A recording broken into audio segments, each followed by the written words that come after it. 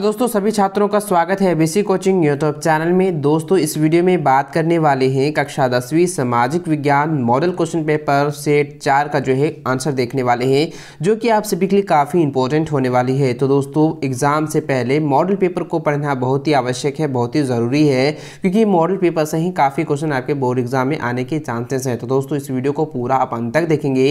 इस वीडियो में जितने भी ऑब्जेक्टिव सवाल हैं उन सभी को जो है मैं आप लोगों को बताने वाला हूँ, उसका आंसर आप लोगों को बताने वाला हूँ। तो दोस्तों इस वीडियो को पूरा अंत तक देखेंगे। और दोस्तों मैं जो है साइंस का भी वीडियो मैंने अपलोड कर दी है, आपने अभी तक नहीं देखा है तो लिंक डिस्क्रिप्शन में मैं दे दूंगा, तो वहां से भी आप देख सकते हैं, नहीं तो आप प्लेलिस्ट पर जाकर भी देख सकते हैं। तो दोस्तों वीडियो को पूरा आप सभी को देखना है और इसको हो सके तो आप इसको अच्छी तरह से जितने भी ऑब्जेक्टिव क्वेश्चन का आंसर बता रहे हैं उसको आप अच्छी तरह से याद कर लीजिएगा। तो चलिए दोस्तों क्वेश्चन क्यों चलते हैं। तो सबसे पहले देखिए दोस्तों, मैं जो है यहाँ पे है मॉडल क्वेश्चन पेपर जो है 4 का सेट 4 का जो है सामाजिक विज्ञान का मैं आंसर बताने वाला हूँ। इसको अच्छी तरह से अपनी कॉपी में नोट करते जाइएगा। दोस्तों सबसे पहला क्वेश्चन आपका इकाई 1 से आता है, जो कि इतिहास से है। देखिए सबसे पहला यहाँ पे क्वेश्चन कह रहा है, दोस्तों जरा ध्यान दीजिएगा। क्वेश्चन यहाँ पे कहता है कि फ्रेडरिक सायरू कौन थे। फ्रेडरिक सायरू जो थे वो फ्रांसीसी चित्रकार थे, जो कि ऑप्शन नंबर आपका बी जो है वो राइट आंसर हो जाएगा। अगला क्वेश्चन है कि पूना पैकेट कब हुआ। तो पूना पैकेट कब हुआ, तो उसको याद रखना है सितंबर 1932 को। ठीक है, सितंबर 1932 को जो है पूना पैकेट हुआ था, जो कि ऑप्शन नंबर सी आपका राइट आंसर हो जाएगा।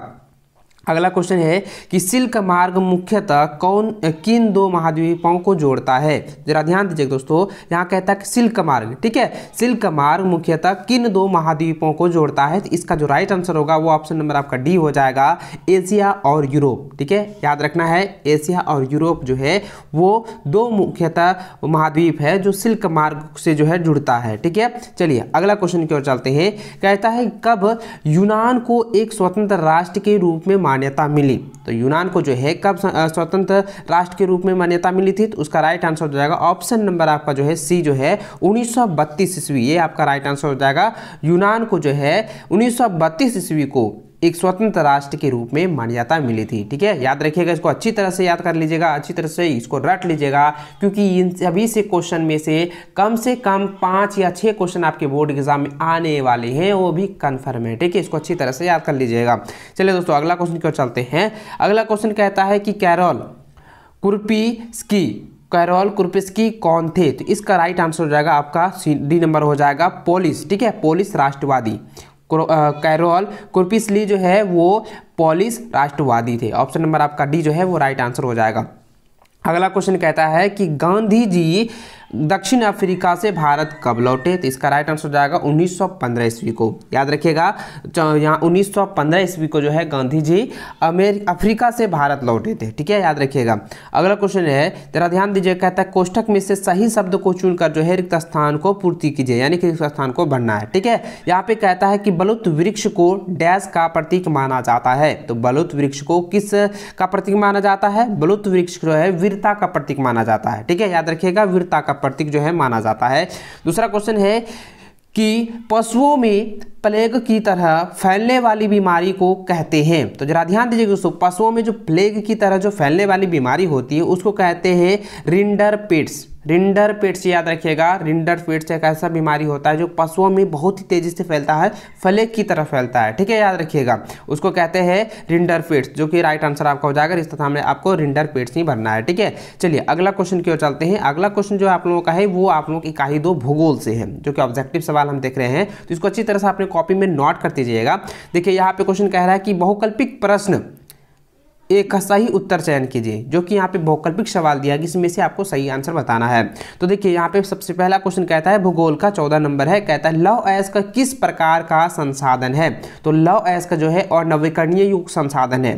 जरा ध्यान दीजिए दोस्तों, लौह अयस्क को जो है हम दोबारा जो है जल्दी से हम प्राप्त नहीं कर पाएंगे। ठीक है, तो इसलिए ये जो है और नवीकरणीय योग संसाधन, जो कि ऑप्शन नंबर डी जो है वो राइट आंसर हो जाएगा। अगला क्वेश्चन कहता है कि भारतीय वन्य जीवन रक्षण अधिनियम कब लागू किया गया। देखिए ये क्वेश्चन जो है बहुत बार पूछा गया है, इसको अच्छी तरह से याद कर लीजिएगा। कहता है कि भारतीय वन्य जीवन यानी कि रक्षण अधिनियम, या बोल सकते हैं कि भारतीय वन्य रक्षण अधिनियम या भारतीय वन्य जीवन अधिनियम कब लागू किया। तो इसको जो है 1972 ईस्वी को लागू किया गया था, जो कि ऑप्शन नंबर ए जो है आपका राइट आंसर हो जाएगा। ठीक है। चलिए अगला क्वेश्चन की ओर चलते हैं दोस्तों।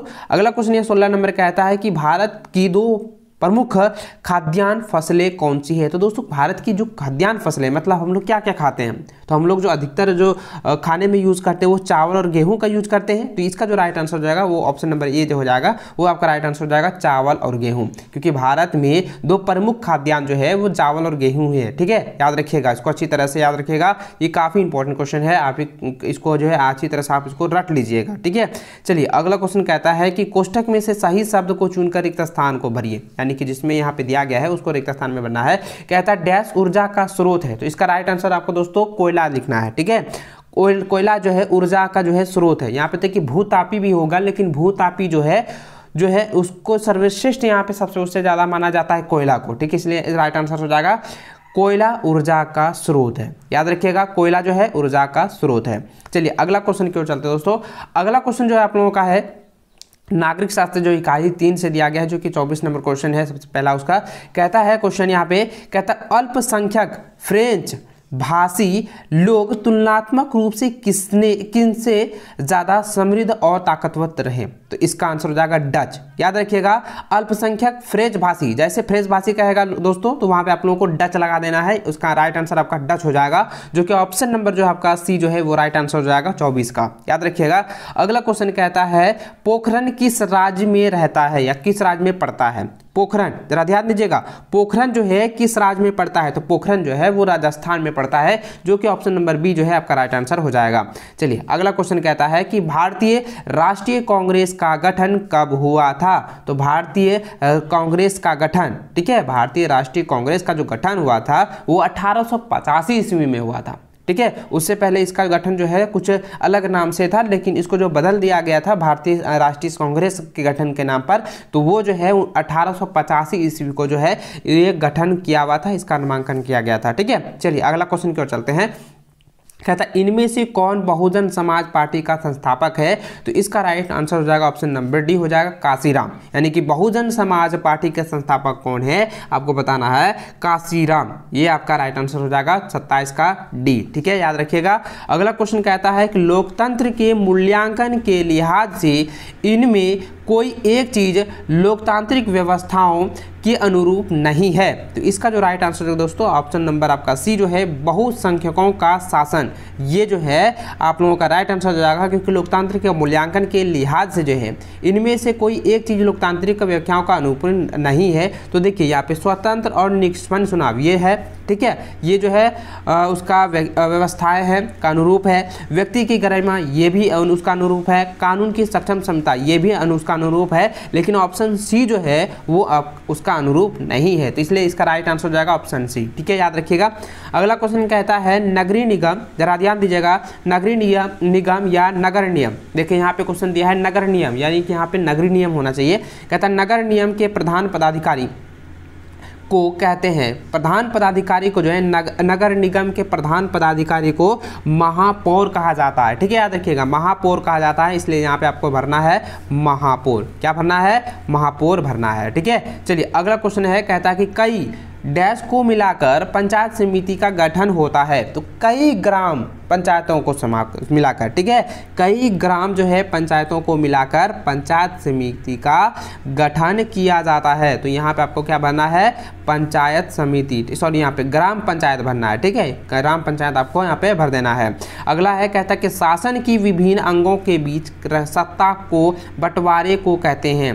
देखिए शासन के विभिन्न अंगों के बीच सत्ता के बंटवारे को कहते हैं, उसको कहते हैं क्षितिज वितरण। याद रखिएगा, यहाँ पे आपको भरना है क्षैतिज वितरण, याद रखिएगा। ठीक है, चलिए अगला क्वेश्चन कहता है स्थानीय स्वशासी निकायों में कम से कम कितने पद। याद रखिएगा, यहाँ पे डैश की जगह हम कितने लगाए हैं, यहाँ पे कहता है कि डैश पद महिलाओं के लिए आरक्षित है। तो आरक्षित के लिए कितने हैं, सिर्फ 33%, यानी कि याद रखिएगा दोस्तों आपका सिर्फ 1/3, 1/3 जो है पद महिलाओं के लिए आरक्षित है।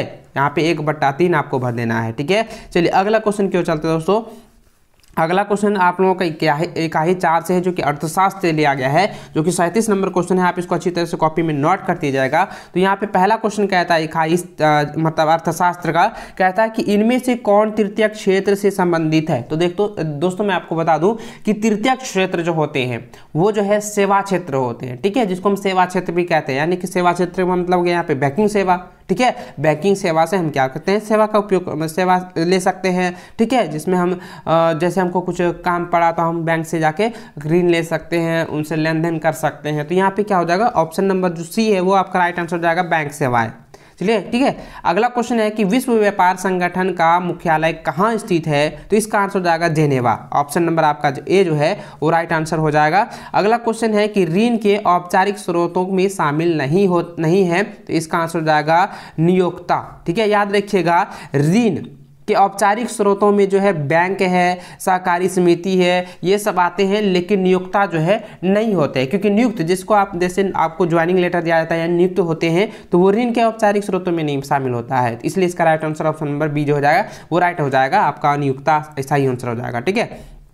अगला क्वेश्चन कहता है कि भारत में बैंक कुल जमा राशि का कितना प्रतिशत नगद के रूप में अपने पास रखते हैं। तो दोस्तों आपने जब जमा करते हो, आप बैंक जाते हो, आप जमा करते हो, तो आपके जो कुल राशि है उसका 15% ही वो जो है अपने नगद के रूप में रखते हैं। उसके बाद वो सभी जो आपके जो आपने जो पैसा जमा किया वो सभी जो है आप ऋण पर दे देती है, उसी से फिर वो जो है ब्याज पर जो है पैसे कमाती है। ठीक है, तो यहाँ पे इसका जो राइट आंसर हो जाएगा ऑप्शन नंबर सी जो है 15% राइट आंसर हो जाएगा कि भारत में बैंक कुल जमा राशि में 15% नगद के रूप में अपने पास रखते हैं। ठीक है, ऑप्शन नंबर सी जो है वो राइट आंसर हो जाएगा। अगला क्वेश्चन है, कहता है फोर्ड मोटर्स नामक कंपनी भारत में कब आई। तो उसका आंसर हो जाएगा 1995 ईस्वी, जो कि ऑप्शन नंबर डी आपका राइट आंसर हो जाएगा, 1995 ईस्वी। अगला क्वेश्चन है, कहता है डिजाइन या चित्र तैयार करने का काम किससे की जाती है। तो डिजाइन और चित्र करने का जो काम है वो कंप्यूटर से की जाती है, जो कि ऑप्शन नंबर बी आपका राइट आंसर हो जाएगा।